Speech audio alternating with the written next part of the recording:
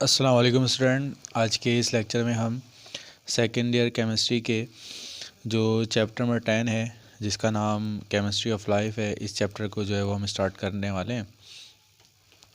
और chemistry of life के जो है ये चैप्टर, ये बुनियादी तौर पर केमिस्ट्री के एक ब्रांच, जिसे हम कहते हैं बायोकेमिस्ट्री कहते हैं, बायोकेमिस्ट्री से जो है वो रिलेटेड है। ठीक है। और इस चैप्टर के अंदर हम जो है जो पढ़ने के लिए जा रहे हैं, हम बायो मॉलिक्यूल्स को जो है वो पढ़ने के लिए जा रहे हैं। ठीक है। सबसे पहले हम बायो मॉलिक्यूल को पढ़ लेते हैं और फिर हम जो है वो बायो केमिस्ट्री की डेफिनेशन भी पढ़ लेंगे। सबसे पहले देखें कि हमारे पास जितनी भी लिविंग ऑर्गेनिजम्स हैं, उनका जो बुनियादी काम होता है कि वो ग्रो करती हैं, सस्टेन करती हैं और रिप्रोड्यूस करती हैं। ठीक है। तो ग्रो करने के लिए, अपने आप को सस्टेन करने के लिए और रिप्रोड्यूस करने के लिए कुछ ऐसे नॉन लिविंग हमारे पास मॉलिक्यूल्स होते हैं, केमिकल्स होते हैं, जिनकी मदद से ये हमारे पास जितने भी लिविंग ऑर्गेनिजम्स हैं यूनिवर्स के अंदर, वो अपने ग्रोथ को, अपने सस्टेनेबिलिटी को और अपनी रिप्रोडक्शन को जो है बरकरार रखती हैं। जैसे मिसाल के तौर पर हम कार्बोहाइड्रेट्स लेते हैं, तो कार्बोहाइड्रेट्स जो है वो हमें बुनियादी तौर पर एनर्जी प्रोवाइड करते हैं। ठीक है। तो इसी तरह से हमारे पास प्रोटीन्स हैं, तो प्रोटीन्स जो हैं वो हमारी बॉडी की ग्रोथ के लिए बहुत एक इम्पॉर्टेंट जो है वो मॉलिक्यूल्स हैं। और इसी तरह से वाइटामिन्स हैं, तो वाइटामिन जो होते हैं वो हमारे बहुत सारे बॉडी के अंदर जो ऑर्गन्स हैं उनके लिए जो है वो उनकी प्रॉपर वर्किंग के लिए जो है वो काम करते हैं। तो बायोमॉलिक्यूल्स बुनियादी तौर पर वो मॉलिक्यूल्स होते हैं जो आम तौर पर हमारी बॉडी के ग्रोथ के लिए, बॉडी की जो है वो सस्टेनेबिलिटी के लिए ये क्या होते हैं, ज़रूरी होते हैं। ठीक है। तो बायोकेमिस्ट्री में हम बुनियादी तौर पर जो है वो हम क्या पढ़ते हैं, इन बायो मॉलिक्यूल्स के बारे में पढ़ते हैं। तो स्टूडेंट, बायोकेमिस्ट्री के अंदर हम जो है वो उन बायो मॉलिक्यूल्स के बारे में पढ़ते हैं, और उन बायो मॉलिक्यूल्स का जो है वो मैंने फंक्शन बता दिया है कि वो बॉडी के अंदर जो है वो लाइफ जो है वो प्रोवाइड करते हैं। ठीक है। तो बायो जो है, बायो का मतलब जो है वो आपको पता है, बायो मीन लाइफ। ठीक है। एंड केमिस्ट्री का मतलब पता है कि आपको वो केमिकल रिएक्शंस जो आपकी बॉडी के अंदर हो रहे होते हैं, उनकी स्टडी जो है वो हमारे पास क्या कहलाती है, बायो केमिस्ट्री कहलाती है। ठीक है। अब हमारे पास जो बायो मॉलिक्यूल्स हैं वो हमारे पास हैं, कार्बोहाइड्रेट्स हैं और प्रोटीन्स हैं और वाइटामिन्स हैं। ठीक है। अब ये वो हैं हमारे पास कार्बोहाइड्रेट, प्रोटीन्स, और इसमें एक और हमारे पास है टॉपिक हमारे जो रिड्यूस सिलेबस में शामिल है, एंजाइम्स। ये हैं, तो इनको जो इनमें से जो है वो हम कार्बोहाइड्रेट को पढ़ेंगे, प्रोटीन्स को पढ़ेंगे, एंजाइम्स को पढ़ेंगे, और वाइटामिन जो है वो हमारे रिड्यूस सिलेबस में शामिल नहीं है, पहले था, अब ये मौजूद नहीं है। तो सबसे पहले हम जो है वो आज कार्बोहाइड्रेट्स को जो है वो पढ़ते हैं। सबसे पहले जो है वो कार्बोहाइड्रेट की जो है वो हम डेफिनेशन देखते हैं कि कार्बोहाइड्रेट्स जो हैं वो क्या होते हैं। सबसे पहले देखें कि कार्बोहाइड्रेट जो हैं ये बुनियादी तौर पर हमारे पास जो है वो ऑर्गेनिक कंपाउंड्स होते हैं, जो हमें आमतौर पर पौधों से और जानवरों से वो आमतौर पर जो है मिल जाते हैं। जैसे ग्लूकोज है, ठीक है, जैसे फ्रक्टोज़ है, ठीक है, ये सारे के सारे क्या आते हैं, हमारे कार्बोहाइड्रेट्स में आते हैं। और ये बुनियादी तौर पर हमें जो है वो क्विक सोर्स ऑफ एनर्जी जो है वो क्या करते हैं, प्रोवाइड करते हैं। अब कार्बोहाइड्रेट की जो है वो हमारे पास जो है वो दो डेफिनेशन है। सबसे पहले हम पढ़ लेते हैं, ओल्ड डेफिनेशन को पढ़ लेते हैं, और ओल्ड डेफिनेशन को जो है वो हम सबसे पहले समझते हैं। सबसे पहली चीज़ देखिए कि ये जो वर्ड आपको नज़र आ रहा है कार्बोहाइड्रेट, यानी कि जिसके अंदर वो मॉलिक्यूल जिसके अंदर कार्बन को वाटर मॉलिक्यूल ने क्या किया हो, सराउंड किया हो। यानी कार्बन जो है वो आपके पास एक मौजूद है, और उस कार्बन को जो है वो वाटर मॉलिक्यूल ने सराउंड किया हुआ है, तो उसको हम क्या कहते हैं, कार्बोहाइड्रेट कहते हैं। अब इस डेफिनेशन को जो है वो मैं आपको एग्जांपल से बताता हूँ। जैसे मिसाल के तौर पर यहाँ देखें, हमारे पास ग्लूकोज है, ग्लूकोज का फार्मूला है C6 H12 और O6, ये हमारे पास जो है वो ग्लूकोज का जो है वो फार्मूला है। ठीक है, अब मैं अगर इसको इस फॉर्म में करके लिखूं, ठीक है, ऐसे करके लिखूं H2O और यहाँ पर अगर आ जाए 6, ठीक है, तो देखें ये फार्मूला वही बन गया कि मैंने से इसके कॉमन लेके 6 कॉमन लेके, यानी ये भी 6 कार्बन है और 6 कार्बन को जो है 6 वाटर मॉलिक्यूल ने क्या किया हुआ है, सराउंड किया हुआ है। तो इसको हम कहते हैं कि ये हमारे पास क्या है, कार्बोहाइड्रेट है। अच्छा, इसके बाद एक एग्जांपल और देख लेते हैं, C12H22O11। तो इसमें अगर हम देखेंगे तो यहाँ पर जो है वो हमारे पास H2O और 11 जो है वो यहाँ पर है। तो अब देख लें कि यहाँ पर जो है वो कार्बन को जो है वो जो है वाटर मॉलिक्यूल ने क्या करके रखा हुआ है, सराउंड करके रखा हुआ है। ठीक है, तो ये डेफिनेशन बनी कि हमारे पास जो कार्बोहाइड्रेट की डेफिनेशन बनी वो ये बनी, carbohydrates are hydrates of carbon which contain, जिसमें जो है विच कंटेन ऑक्सीजन, जिसमें क्या हो, ऑक्सीजन हो, ठीक है, और हाइड्रोजन हो, in is the same ratio as in water, as in water. ठीक है, जिसके अंदर जो है वो आपके पास कार्बन और जो है ऑक्सीजन हो और जैसे वाटर का रेशो मौजूद होता है उसी रेशो के साथ जो है वो क्या हो, मौजूद हो, तो उनको जो है वो हम क्या कहते हैं, कार्बोहाइड्रेट कहते हैं। ये डेफिनेशन बनी। लेकिन हमारे पास बहुत सारे कंपाउंड ऐसे हैं जो इस फॉर्मूले को फुलफ़िल करते हैं, ठीक है, लेकिन वो कार्बोहाइड्रेट नहीं है। ये मैंने आपको पहले बताया हुआ है कि हमने जो भी कंपाउंड है उन कंपाउंड को केमिकल प्रॉपर्टीज़ की बेस के ऊपर जो है वो हमने क्या किया हुआ है, क्लासीफाई किया हुआ है। यानी कार्बोहाइड्रेट है, उनकी ख़ास स्पेसिफिक केमिकल प्रॉपर्टी है। अल्कोहल है, अल्कोहल की अपनी ख़ास केमिकल प्रॉपर्टी है। अल्कीन है, उनकी अपनी ख़ास एक केमिकल प्रॉपर्टी है। तो हमने जो कंपाउंड्स को क्लासीफाई किया है, तो उनको जो हमने क्लासीफाई किया है वो हमने on the basis of their chemical property classify किया है। ठीक है, अब हम जो है एक कंपाउंड देखते हैं, इसे ये आपको पता है, इस कंपाउंड का नाम है एसिडिक एसिड। ठीक है, ये एसिडिक ग्रुप है, OH है इसमें और O है। ठीक है, अब इसका अगर आप फार्मूला देखें तो इसका फार्मूला होता है C2H4 और O2।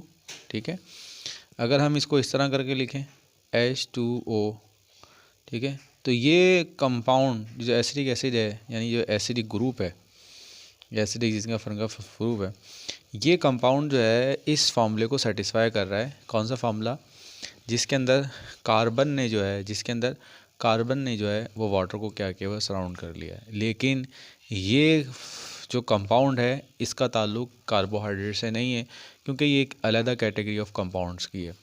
तो इसका मतलब ये हुआ कि यहाँ पर हमारे पास जो हमने इक्वेशन, ये जो हमने डेफिनेशन पढ़ी है, इस डेफिनेशन के अंदर थोड़ा सा कोई ना कोई जो है वो फॉल्ट है और इसके लिए कोई एक नई डेफिनेशन जो है वो रिक्वायर है। ठीक है, इसी तरह से हमारे पास स्टूडेंट एक और कंपाउंड है। अब इस कंपाउंड को ज़रा हम देख लेते हैं। इसका फॉर्मूला है C6H12 और O5। अब ये जो कंपाउंड है on the basis of chemical property, इसका ताल्लुक जो है वो कार्बोहाइड्रेट के साथ है। यानी ये वो कंपाउंड है जो on the basis of chemical property इसका ताल्लुक कार्बोहाइड्रेट के साथ है। ठीक है, लेकिन जब हम इसके फार्मूले में देखते हैं तो फार्मूले में हमें नज़र आता है कि इसके अंदर जो इसका फार्मूला है वो इस कंडीशन को जो है वो फुलफ़िल नहीं कर रहा। अब फुलफ़िल करने के लिए हमें 6 ऑक्सीजन आइटम चाहिए थे, लेकिन यहाँ क्या है, 5 है। तो ये जो केमिकल फार्मूला है, ये जो हमारे पास कंपाउंड है, ये इस केमिकल फार्मूले की डेफिनेशन में नहीं आ रहा। तो इसका मतलब ये है कि हमें जो है वो कार्बोहाइड्रेट के लिए कोई और डेफिनेशन चाहिए जो इसको प्रॉपरली क्या कर सके, डिफ़ाइन कर सके। अब इसके बाद जो है मैं आपको इसकी जो मॉडर्न डेफिनेशन है, उस मॉडर्न डेफिनेशन को हम सबसे पहले देख लेते हैं।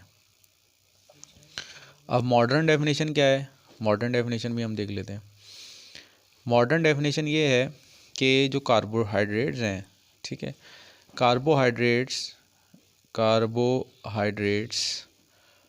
आर पॉलीहाइड्रोक्सी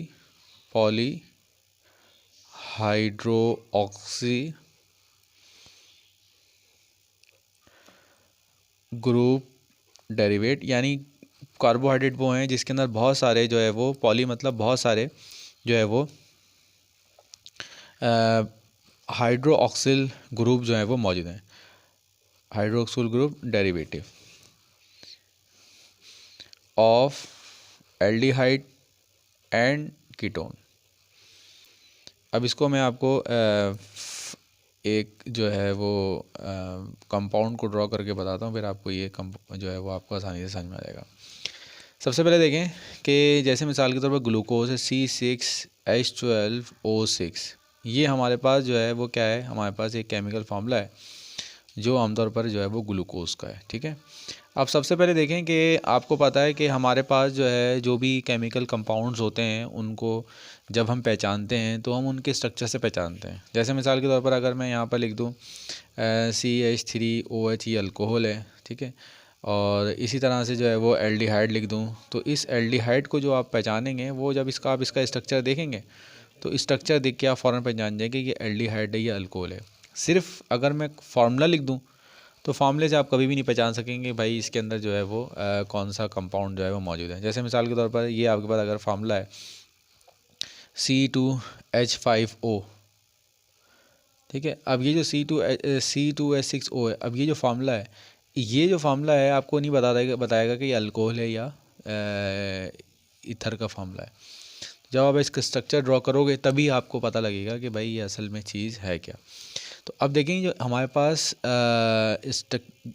कार्बोहाइड्रेट जो ग्लूकोज है, इसका जो हम स्ट्रक्चर बनाते हैं तो इस स्ट्रक्चर को हम को बनाने के लिए सबसे पहले हम जो है वो फिशर प्रोजेक्शन को हम यूज़ करते हैं। ठीक है, ये याद रखिए फिशर प्रोजेक्शन, तो मैं आपको फिशर प्रोजेक्शन बताऊंगा। ठीक है, और ये जो हमारे पास है इसके बाद सेकंड जो है वो इसके एक होता है क्लोज चेन, एक होता है ओपन स्ट्रक्चर ग्लूकोज का। ठीक है, और एक होता है हमारे पास क्लोज स्ट्रक्चर, एक होता है हमारे पास क्लोज स्ट्रक्चर। ठीक है, और फोर्थ है हमारे पास जो है इसको हम कहते हैं पायरानोज स्ट्रक्चर। ठीक है, अब ये फिशर प्रोजेक्शन और ओपन प्रोजेक्शन ये दोनों एक ही चीज़ें हैं, और क्लोज स्ट्रक्चर ये एक है, और इसी तरह पायरानोज है ये। तो अब सबसे पहले देखें फिशर प्रोजेक्शन कैसे हैं। अब फिशर प्रोजेक्शन में ये होता है कि हम अपने स्ट्रक्चर को शो करते हैं, और शो करने का तरीका ये होता है कि हमारे पास 6 कार्बन है, तो हमने क्या किया 6 कार्बन को 1 2 3 4 5 और 6, ये 6 में जो है वो आपने क्या कर लिया। अच्छा, अब इसमें देखें मैंने आपको बताया कि कार्बोहाइड्रेट क्या होते हैं, पॉलीहाइड्रोक्सिल ग्रुप होते हैं, यानी इनमें बहुत सारे जो है वो जो है हाइड्रोक्सिल, बहुत सारे हाइड्रोक्साइल जो होते हैं वो इसके अंदर क्या होते हैं वो मौजूद होते हैं। ठीक है, तो ये हमारे पास जो मैंने आपको पहले बताई कि आपके पास जो भी कार्बोहाइड्रेट्स होते हैं वो कार्बोहाइड्रेट जो होते हैं वो पॉलीहाइड्रोक्सिल होते हैं, यानी इनमें हाइड्रोक्साइल डेरिवेट क्या होते हैं मौजूद होते हैं। ठीक है, और उनके अंदर या तो जो है वो एल्डिहाइडिक ग्रुप मौजूद होता है या उनके अंदर जो है वो कीटोनिक ग्रुप जो होता है वो मौजूद होता है। ये हमारे पास जो है वो कार्बोहाइड्रेट की डेफिनेशन है। तो स्टूडेंट ये हमारे पास जो है वो कार्बोहाइड्रेट की मॉडर्न डेफिनेशन है। कार्बोहाइड्रेट क्या होते हैं, पॉलीहाइड्रोक्सिल ग्रुप होता है इनके अंदर, और इनके अंदर या तो एल्डिहाइडिक फंक्शनल ग्रुप होगा या जो है इनके अंदर क्या होगा कीटोनिक ग्रुप होगा। ठीक है, और इसको रिप्रेजेंट करने के लिए, यानी जो भी हमारे कार्बोहाइड्रेट हैं उनको रिप्रेजेंट करने के लिए हम जो यूज़ करते हैं वो फिशर प्रोजेक्शन यूज़ करते हैं। फिशर प्रोजेक्शन में ये होता है कि हम जो है वो OH और हाइड्रोजन को और कार्बन को स्ट्रेट चेन के अंदर जो होता है, और ये जो हमारे पास है ये हमारा जो है वो ग्लूकोज का ओपन स्ट्रक्चर कहलाता है। ठीक है, अब स्टूडेंट इसके अंदर हमारे पास जो है वो 2-3 कंपाउंड ही हैं जिनको हमने पढ़ना है। तो आज हम डिटेल से जो है वो हम सिर्फ आज ग्लूकोज के जो है वो फीचर प्रोजेक्शन तो हमने देख लिया, ओपन स्ट्रक्चर भी देख लिया। अब हम इसको क्लोज स्ट्रक्चर भी देखेंगे और इसकी नेमिंग भी हम थोड़ी सी देख लेंगे। अच्छा, अब देखेंगे हमारे पास जो है वो ग्लूकोज है, और ग्लूकोज के अंदर जो है वो आमतौर पर जो है वो कौन सा फंक्शनल ग्रुप होता है, इसके अंदर जो है वो हमारे पास ग्लूकोज के अंदर जो है वो एल्डिहाइडिक फंक्शन ग्रुप होता है। ठीक है, इसके बाद इसी तरह से हमारे पास जो है वो एक कंपाउंड है जिसका नाम जो है वो फ्रक्टोज़ है। अब इस कंपाउंड का मे बी C6H12O6 है। दोनों का जो फार्मूला है बिल्कुल सेम है, आइसोमर्स तो आप पढ़ ही चुके हैं, तो इन दोनों का फार्मूला भी बिल्कुल क्या है, सेम है। ठीक है, अब हम जो है इसका बनाते हैं 1 2 3 4 5 और ये 6। अच्छा, इसमें देखें जो हमारे पास फ्रक्टोज़ होता है, इस फ्रक्टोज़ के अंदर जो होता है वो कीटोनिक ग्रुप मौजूद होता है। इसके अंदर क्या होता है, कीटोनिक ग्रुप जो होता है वो आपके पास क्या होता है, मौजूद होता है। ठीक है, तो अब इसमें देखें, ये हमने जो है वो इसकी डेफिनेशन देख ली है कि हमारे पास क्या होंगे, पॉलीहाइड्रोक्सिल ग्रुप होंगे, और जिसके अंदर जो होगा वो एल्डिहाइड ग्रुप होगा, या फिर जो होगा वो क्या होगा, कीटोनिक ग्रुप होगा। ठीक है, अच्छा अब इसमें देखें एक चीज़ आपको मैं और बता देता हूँ यहाँ पर, ग्लूकोज में देखें, जब आप ग्लूकोज की ये फीचर प्रोजेक्शन बनाएंगे तो इसमें याद रखिएगा कि इसके अंदर जितने भी H और OH हैं, ये H और OH, ये H और OH, ये सारे के सारे एक साथ होते हैं। ठीक है, इनका जो पोजीशन होती है वो सारी की सारी सेम होती है, सिवाय किसके, इस थर्ड कार्बन के। थर्ड कार्बन में सिर्फ ये होता है कि जो OH जो होता है वो आपके लेफ्ट जो है वो हैंड के ऊपर क्या होता है, मौजूद है। तो इस पोजीशन की वजह से भी कंपाउंड जो होता है वो चेंज आता है। तो ग्लूकोज जब भी आप ड्रॉ करें, अब ये मर्जी नहीं आपकी कि कहीं भी OH लगा दें, तो होगा ये कि जब भी ग्लूकोज बनाएंगे तो जो राइट हैंड पर है आपका जो होगा वो OH ग्रुप जो होगा वो हमारे पास क्या होगा, मौजूद होगा। ये पहला कार्बन है, ये दूसरा कार्बन है, ये तीसरा कार्बन है, ये चौथा है, ये पांचवा है, और ये हमारे पास क्या है, छठा कार्बन है। अच्छा, इसके बाद एक कंपाउंड और है, इसके बाद जो है वो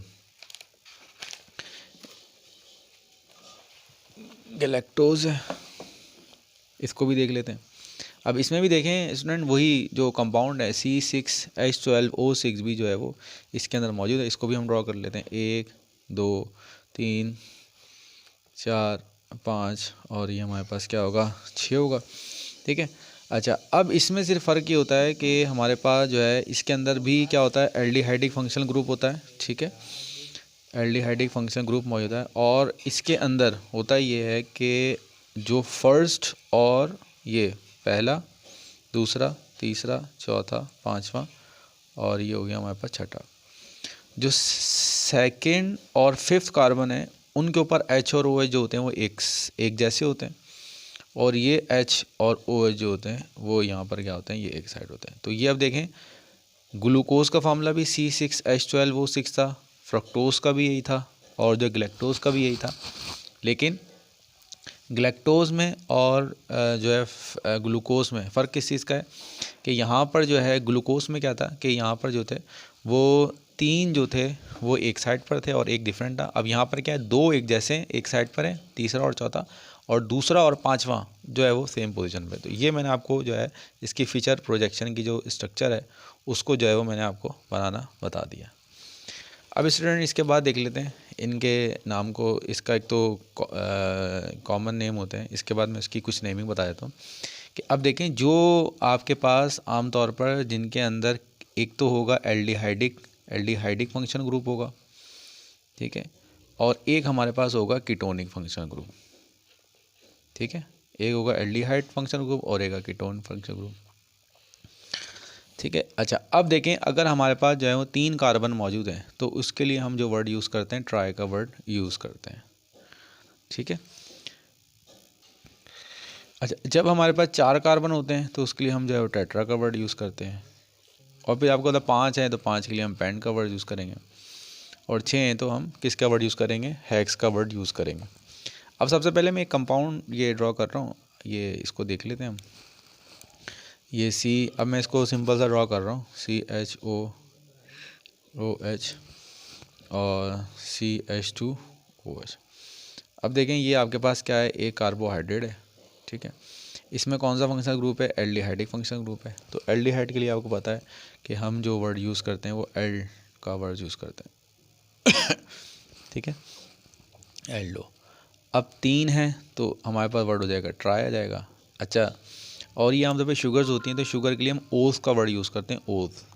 तो एल्डो ट्राई ओस, एल्डो ट्राई ओस। ठीक है, अच्छा इसके बाद अगर हमारे पास ये कंपाउंड आपको नज़र आए CH ये, और इसमें CHOH, यहाँ पर जो है वो 2 हैं। अब ये मैंने सिंपल सा ड्रॉ इसलिए किया है ताकि बड़ा बनाना ना बने, कि इसमें देखें लाइन के साथ एक है और फिर एक और नीचे, तो मैंने इसको 2 करके शो कर दिया।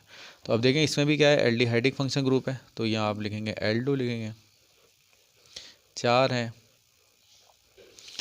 4 और टेट्रोस, एल्डो टेट्रोस। ठीक है, अब इसी तरह से जो है वो अगर हमारे पास जो है वो कीटोनिक फंक्शन ग्रुप अगर हमारे पास मौजूद है, जैसे मिसाल के तौर पर ये अगर हम देख लें CH2OH और ये कीटोन आ गया, और यहाँ पर जो है वो CH और OH और CH2OH। अब ये वही फ्रक्टोज ही है, कीटोनिक फंक्शन ग्रुप इसके अंदर मौजूद है। तो अब इसमें देखें कि आपको पता है कि इसके अंदर जो है वो फंक्शन ग्रुप कीट का है, तो यहाँ आप लिखें कीट, कीटो। अब 6 कार्बन है, हेक्स और ये हो जाएगा कीटो हेक्सोस। तो ये मैंने आपको इसके जो नाम जो है वो लिखना बता दिए सिंपल से कंपाउंड के अंदर। ठीक है, अब स्टूडेंट हम जो है वो जो भी हमारे पास स्टेट ओपन स्ट्रक्चर है उसको जो है वो हम बनाना सीख चुके हैं। अब हम जो सीखने वाले हैं वो हम इसका जो क्लोज स्ट्रक्चर है उस क्लोज स्ट्रक्चर को और पायरानोज के स्ट्रक्चर को हम जो है वो सीखने के लिए जा रहे हैं। अच्छा, इसको सीखने से पहले ना हम जो है वो सबसे पहले जो है वो एक मैं स्ट्रक्चर जो है वो यहाँ ड्रॉ करता हूँ ग्लूकोज का। ये CO और ये H है। ठीक है, आपको पता है 1 2 3 4 5 और ये 6 CH2OH। ठीक है, और इसमें आपको पता है कि यहाँ पर जो है वो H और OH, यहाँ पर भी क्या होता है H और OH सेम होते हैं, H और OH क्या होते हैं, सेम होते हैं। और यहाँ पर फ़र्क होता है कि यहाँ OH आ जाता है और ये H हो जाता है। तो ये तो आमतौर पर 6 कार्बन है, C6H12 और O6 जो है वो हमने इसके अंदर देख लिया, और इसका नाम जो है वो ग्लूकोज है। ठीक है, और अगर आप इसका वैसे नाम लिखेंगे तो ये बन जाएगा एल्डो, क्योंकि एल्डिहाइडिक फंक्शन ग्रुप है, एल्डो हेक्सोस। ठीक है, क्योंकि एल्डिहाइड है 6 कार्बन है और O आ जाएगा एल्डो हेक्सोस। अब इसमें एक चीज़ जो है इसका क्लोज स्ट्रक्चर बनाने से पहले इसमें आपको मैं एक रिएक्शन पढ़ा देता हूँ। देखिए, आमतौर पर होता ही है कि ये फंक्शन ग्रुप आपको पता है कि ये एल्डिहाइडिक फंक्शन ग्रुप है। जब भी कार्बन और ऑक्सीजन के साथ हो तो ये पता है आपको ये एल्डिहाइडिक ग्रुप है। ठीक है, अच्छा, यहाँ पता है कि यहाँ इसका क्या होता है, पॉजिटिव चार्ज होता है कार्बन, और ये हमारे पास क्या है, नेगेटिव चार्ज है। अगर हम इसको रिएक्ट करवाते हैं किसी अल्कोहल के साथ, किसी यानी एल्डिहाइड को हम रिएक्ट करवाते हैं किसी अल्कोहल के साथ, तो आपको पता है ऑक्सीजन के ऊपर नेगेटिव चार्ज है, इसके ऊपर क्या पॉजिटिव चार्ज है। तो ये अल्कोहल फ़ौरन जो है वो एल्डिहाइड के साथ रिएक्ट करता है। ठीक है, अब होता ये है कि ये जो आपका H है, ये H जो है वो इसके साथ रिएक्ट करता है। ठीक है, और रिएक्ट करने के बाद इसको बॉन्ड को ब्रेक करके जो है वो OH बना लेता है। ठीक है, और ये जो ऑक्सीजन है, ये ऑक्सीजन जो है वो इसके साथ क्या करती है, बॉन्ड बना लेती है। ठीक है, ये चीज़ है। ठीक है, यानी एल्डिहाइड जब अल्कोहल के साथ रिएक्ट करता है तो अल्कोहल के साथ रिएक्ट करने में होता ये है कि जो H है ये जो है एल्डिहाइड के O के साथ, और O जो है इस कार्बन के साथ जो है वो बॉन्ड बना लेता है। ठीक है, ये चीज़ मैंने आपको बताई। अच्छा, अब यहाँ पर देखें, अब इसमें हम एक चीज़ मैं आपको दिखाता हूँ। अब देखें, अभी हमने ग्लूकोज को देखा है, ग्लूकोज का स्ट्रक्चर सिंपल सा ये है COOH। ठीक है, 1 3 4 5 और ये से CH2OH। ठीक है, और यहाँ हमारे पास क्या है, OH है, यहाँ पर H है, यहाँ H और OH, OH और H, OH और H। अब देखें, इसमें होता ये है कि जो मैं बताया कि यहाँ पर देखें ये कार्बन है, यहाँ पॉजिटिव होगा, यहाँ क्या होगा, नेगेटिव होगा। अब देखें, जो फिफ्थ, ये पहला है, ये दूसरा, ये तीसरा, ये चौथा, ये पांचवा। ठीक है, तो इसमें जो होगा ये जो H है, ये H जब रिएक्ट करेगा बिल्कुल उसी तरह रिएक्ट करेगा जैसे अभी हम पढ़ गए हैं कि ये H जो है वो रिएक्ट करेगा किसके ऊपर, यहाँ पर। ठीक है, जब ये यहाँ पर रिएक्ट करेगा तो रिएक्ट करने की वजह से क्या होगा कि जो है H जो है वो इसके साथ बॉन्ड बना के ये बना लेगा इसको OH और ये H, ठीक है। 1 2 3 4 5 6 CH2OH, बाकी जितने भी हैं वो सेम रहेंगे, ये OH वैसे ही रहेगा।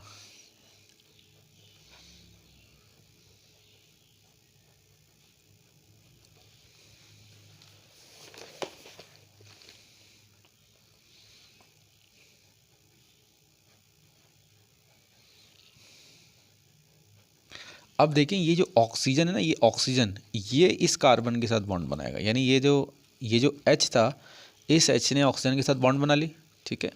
अब ये जो ऑक्सीजन है, ये ऑक्सीजन क्या करेगा इस कार्बन के साथ, तो ये जब ऑक्सीजन के बॉन्ड करेगा तो इसको हम जो है वो इस तरह करके जो है वो, यानी इसको हम कहते हैं कि कीटल फॉर्म है और यहाँ करके बॉन्ड बना रही, तो इसको हम कहते हैं कि ये हमारे पास जो है वो क्लोज स्ट्रक्चर है किसका, ग्लूकोज का, ठीक है। अभी सिर्फ हमने ग्लूकोज,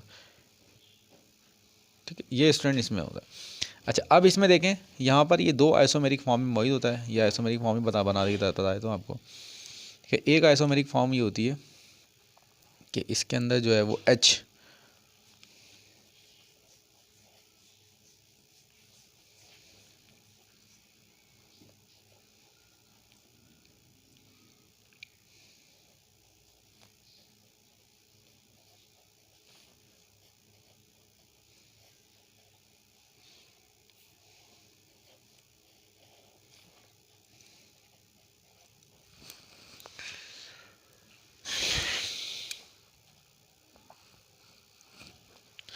अच्छा अब इसमें देखें दोनों बिल्कुल सेम है, सिर्फ फ़र्क किस चीज़ का है कि इसमें जो है वो H यहाँ पर है, ठीक है, और इसमें जो है वो H लेफ्ट। तो ये वाली जो फॉर्म होती है जिसमें H यहाँ पर होता है, इसको हम कहते हैं अल्फ़ा फॉर्म, इसको हम क्या कहते हैं अल्फ़ा फॉर्म, और जहाँ यहाँ होती है तो इसको हम कहते हैं बीटा फॉर्म, ठीक है।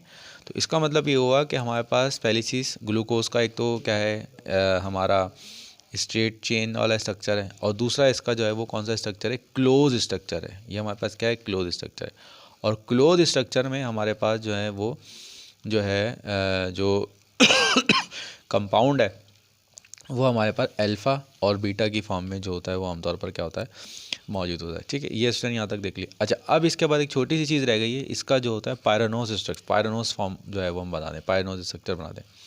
अब पायरानोज स्ट्रक्चर बनाने का तरीका भी बिल्कुल सेम ही है जैसे हम बेंजीन का स्ट्रक्चर बनाते हैं, यानी जैसे 6 कार्बन को बनाते हैं। तो सबसे पहले हम ये करते हैं कि देखिए मैंने इसको बैलेंस कर लिया यहाँ से 1 2 3 4 5 और 6।